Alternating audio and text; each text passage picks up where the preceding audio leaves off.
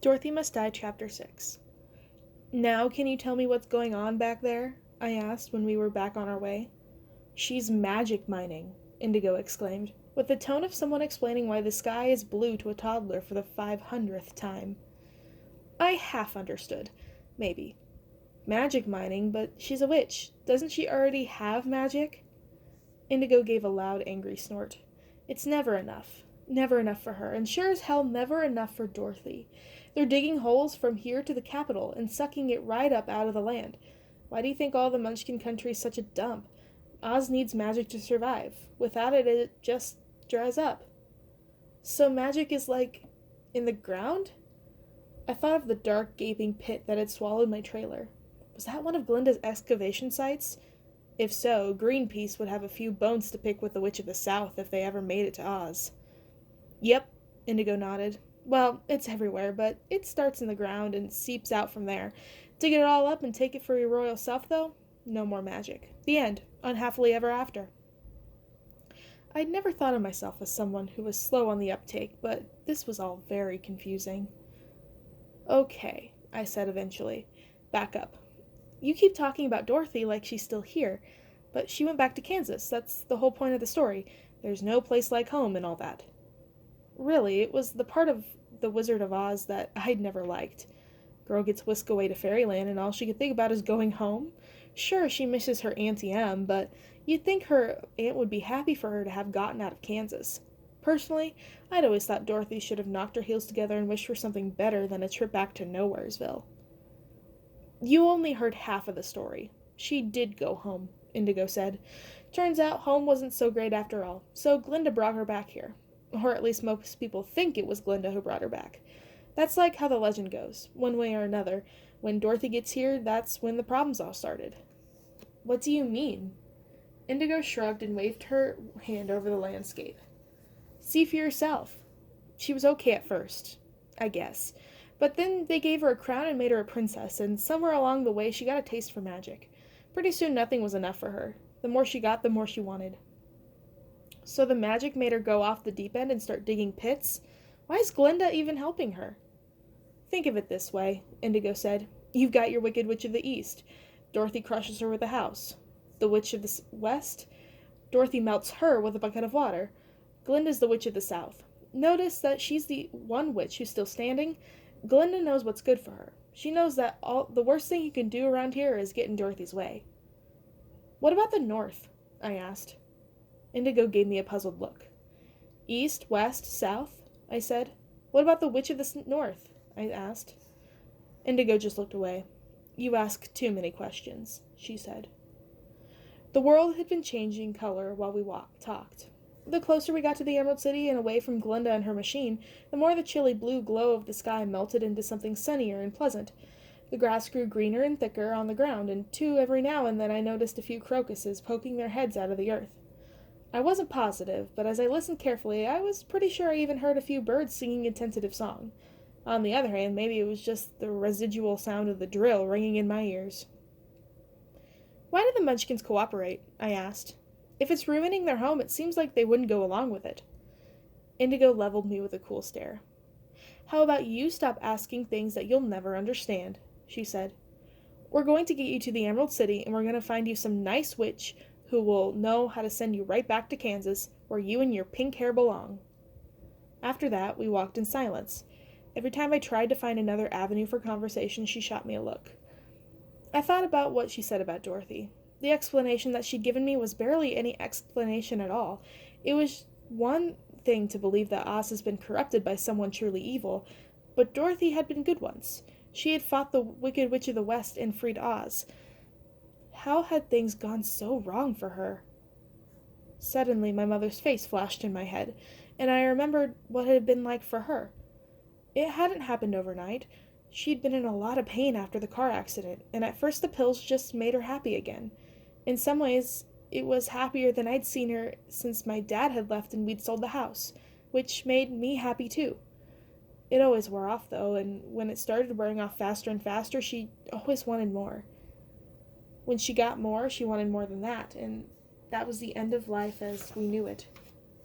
Every time I came home to find her sprawled out on the couch or on the floor, the orange bottle still in her hands, I found myself amazed that something so tiny could hold so much power over her.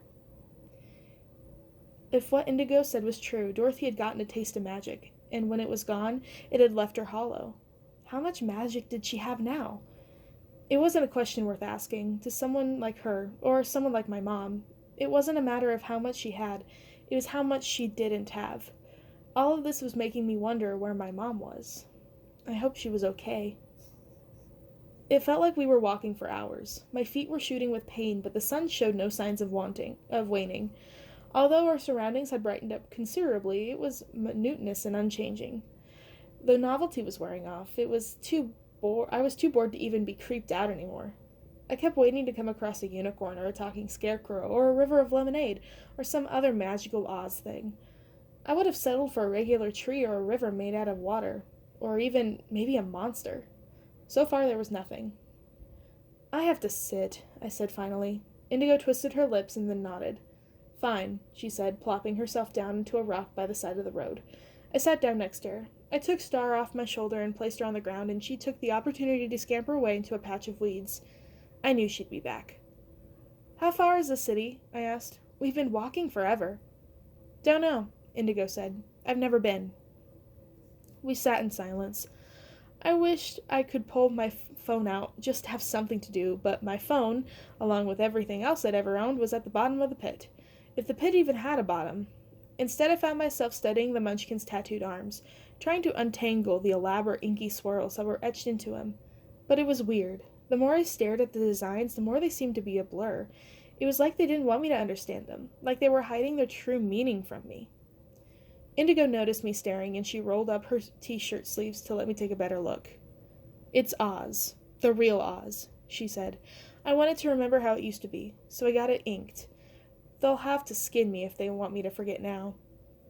As she spoke, the tattoos began to form themselves into a picture before my eyes, and I saw what she was talking about. Her arms were a history. It was a beautiful, picturesque panorama filled with flowers and animals, some of which I didn't even recognize, and happy, smiling people. The craziest part was, the picture was moving, just barely, but moving for sure. The munchkin on Indigo's biceps were dancing a jig, the animals were frolicking, the flowers were rustling in the breeze. There was even a witch, green and wicked, with a pointy black hat, cheerfully dancing, something like a hula. Magic ink, she said. Cool, right? She said it like it was no big deal, like she was talking about the new shoes she'd just bought at the outlet mall. She waved her hand in the air, gesturing at the landscape around us. It's better here since we're farther away from the mines, but nothing's what it used to be. It'll just be one big pit soon. She looked so sad. It was the worst kind of sad, too. The kind where you were sad about something, but you don't know if it'll ever change. The kind of sad you can't even bother getting angry about anymore. Did all of Oz feel this way? If so, it must be a terrible place to live. I stood up and brushed myself off. Come on, I said. We're going to the Emerald City. Indigo stared up at the sky like she was looking for a clue. I was beginning to wonder when the sun was going to go down. The sky was just as light as it had been when we'd started walking. I didn't even feel like it was the same day, much less the same afternoon. I don't know, she said after a while of just looking. It sounded more like she was talking to herself than to me. I don't really know anything. I don't even know why I want to go. We'll probably just get caught before we make it there anyway. She has spies everywhere. She sighed a long sigh, but she followed me back onto the road. You asked why they worked for her, she said. You asked why the Munchkins don't just tell Glinda to fuck off and take her machine somewhere else. Yeah, I was wondering that. Maybe it was stupid of me. It was, Indigo said, shooting me an annoyed look. Do you think they have a choice? I was one of those kids bouncing up and down on a seesaw for hours, you know, but I got away. Now my family's gone, my house is empty, and I have no idea what I'm going to do with myself. If I get caught, they'd kill me. So, that's why they do it, okay? I didn't know, I said. I'm sorry. And I was. When we get to the Emerald City, you're going to find someone to send you home, and when we do, they're going to send me along with you. Anything's better than this. She saw it before I did. What the hell? She said, stopping dead in her tracks in the middle of the road. Ahead of us, we heard a screechy, unearthly caterwaul star squeal in response. I sped up to see what was going on, then I wish I hadn't seen it all. A few paces off, something was tied to a post at the edge of the road. The something was furry. It screeched again. One of the monkeys, Indigo said almost in a whisper. The creature was dangling upside down from a post, a thick rope binding his ankles in place. This wasn't your normal monkey, though. He was dressed like a little preppy in khaki pants, with jaunty red suspenders and leather-top siders on his feet. Despite his outfit, he looked a long way from Nantucket. He appeared to be in so much pain. His eyes were half closed, blood-crusted and unfocused. His mouth was dry and cracked. His fur was dirty and matted. He didn't look at us. I was pretty sure he couldn't even tell we were there. But he was conscious enough to express his anguish, and he let out another ear-splitting scream. Indigo raced forward, and when I caught up with her, she was kneeling, reading a sign that was nailed just below where the monkey's head swayed inches off the ground. For the crime of sass, this monkey is hereby sentenced to official attitude adjustment. Do not tamper, by royal order of Princess Dorothy. The crime of sass? I whispered angrily. They'd made that a crime? Indigo seemed paralyzed. She didn't respond. Well, at least I was here to help them. Poor little monkey, I said. Let's get you down from there. I made a move to untie him, but Indigo grabbed my wrist. She was almost shaking. No, she said. We can't. What are you talking about? We can't just leave a defenseless animal tied up by the side of the road. Look at him. I'm surprised he's still alive. And what the hell? This is what she calls an attitude adjustment? What's wrong with this place? Indigo shook her head sadly. We have to leave him. If we don't, we'll be considered just as guilty as he is. I've seen it before. She looked up at me with tears in her eyes, and I somehow understood that this is what already happened to someone she loved. Welcome to Oz, she said, her voice caught, and then she stood and dusted herself off. Her face, which was just a moment ago looked close to crumpling, hardened back into her typical scowl. Come on, let's keep moving. Forget we even saw it. I shook my head at her. It was wearing pants. It had dried blood all over it. It was an eardrum-busting pain. You saved me from talking to Glinda.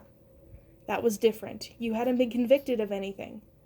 I looked at her and then back at the monkey. I couldn't leave him. There was just no way. So without hesitating, without thinking really, I reached up and began to untie the ropes that held him on the post.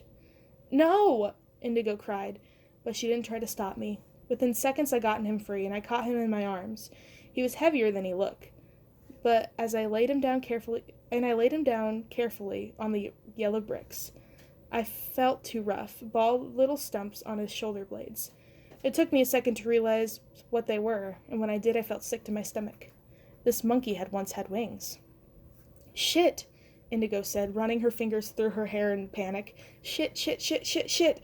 She had scampered to the middle of the road and was looking up and down in either direction like she thought they would be coming for us any minute. But no alarm bells started ringing, no gunshots rang out, no flare was sent up, nothing happened at all. What do you think is coming? You don't understand. They have their ways. They know everything. They see everything. How? Who? They just do.